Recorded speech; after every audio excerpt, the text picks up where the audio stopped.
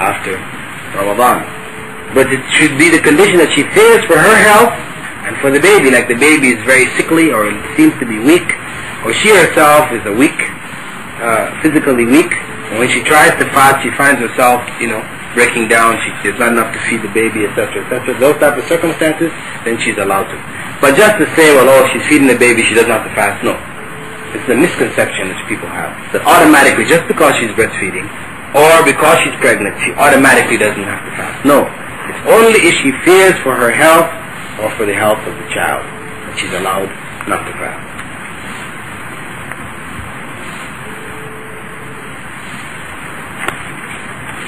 If a person breaks the fast deliberately, if it's accidentally, like for example, there's a glass of water, you take a drink, or you start to eat in the morning, you get up in the morning, you just forgot that you're fasting, you start to eat, then you realize, I'm fasting. This doesn't break your fast. It was accidental, and the Prophet ﷺ said that Allah fed you. Right? But this is, of course, as I said, fasting again is between you and Allah. Because you can always pretend, right, that you didn't know when you were eating, and whatever I'm saying. But between you and Allah, Allah knows. If you really actually forgot or whether you didn't. And this includes actually having sex with your wife. Although it is kind of hard to imagine that a person would forget and actually go through the whole process and have sex with his wife and then remember afterwards he was fasting. Right? It's kind of hard to imagine, but still people have the benefit of the doubt that if it so happens, like maybe the first day of Ramadan, second day, when we're just starting, this is technically speaking possible to forget. As long as it's through forgetfulness, then you just make up the day that you missed. But now if it's deliberate, in which you decide, it's just too much, your stomach is hurting you, you're hungry, you just feel like you need to take a drink, so you're taking a drink, then to make up for that day that you have broken deliberately, you have to now fast 60 consecutive days.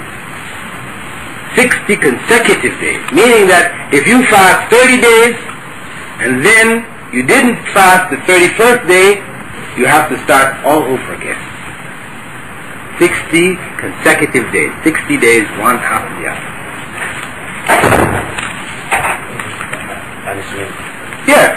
What it is, it's like atonement, because of course a person who does not fear Allah at all, if he didn't fast Ramadan, or he deliberately breaks his fast of Ramadan, is he going to fast 60 days? No. It's like the equivalence of penance. In Christianity, like when people did certain wrong things, they might put a cross on their back and drag it, up some mountain or something like this, right? They have different ways, or they walk without shoes, over gravel and things like this, some kind of physical punishment that they punish themselves to relieve themselves of the sin, the act that they have done. In Islam, again, this is a sin here, but the punishment, you could say, or the atonement, comes from the same category as the act that was supposed to have been done. So it's fasting. If a person sincerely does the 60-day fast, then that will help him overcome the desire to break it on another occasion. And also the fear of having to do it, to fast 60 days, also helps the person who might have the desire to break the fast, but he knows that he will have to fast 60 days afterwards, and he has some fear of Allah. This will help him also to restrain himself from breaking the fast. Now, one of the fundamental principles of fasting is known as suhoor. Suhoor is the light meal which is taken just before dawn. And I said light meal. Right? This is the point we talked about. It's a light meal taken just before dawn.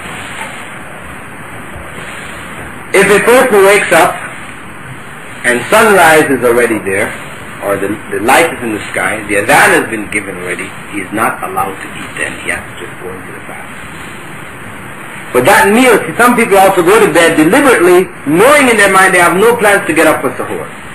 They eat at night, 12 o'clock, 1 o'clock at night, they eat a big meal, they figure, okay, khalas, I don't need to get up for suhoor. This is wrong. Prophet ﷺ said you should take the suhoor. Even if it's just a glass of water, you should take suhoor. This is to distinguish yourself from the Jews, others. You take the suhoor. Because in other systems, people may fast like 24-hour fast. 24-hour fast is forbidden in Islam. So you must take the suhoor. But if you, as I said, oversleep it or something, then it's removed. There's no sin. Also, if you are eating the suhoor and the adhan goes, you prepared your meal, you take up your glass or you take up your dish, you're ready to eat, and the adhan goes, what do you do? The Prophet ﷺ said you should eat from what you have in your hand. The Prophet ﷺ said you should eat from what you have in your hand, or drink from what you have in your hand, enough to remove from yourself the desire for the food that is in front of you. Right?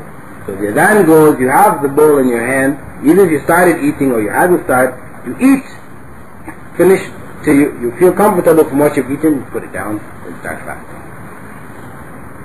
Okay? Because I think mistakenly maybe some of you are under the impression that if the adhan goes, you just have to put everything down. What it is you can't, the adhan goes, you don't go over now and start picking up this and picking up that and, to go and eat, right? But this is just the point. If whatever you had in your hand, you had a glass in your hand or you had a dish in your hand, you finish eating from or drinking from that which you have in your hand, and then you put it down. Okay? Also, if you wake up, you're in an area where there are no clocks or whatever, you judge according to the sky, and in the morning you look out and it appears to you that dawn hasn't come yet, but it just so happened that the sky was cloudy. You can't tell if the sky is cloudy in the early morning. You can't tell. It just appeared to you that there was, and you ate. And later on you found out, somebody came by your house, knocked on the door and said, oh, you're still eating. The dawn, it's dawn. In this case, there's nothing against you, because you did not deliberately eat after the coming of the dawn. Again, see, Allah judges you according to what your intention is. And we said that basic hadith of the Prophet Muhammad ﷺ, in which he said, إِنَّمَا الْأَعْمَالِ بِالنِّيَّاتِ. The deeds are judged by their intention.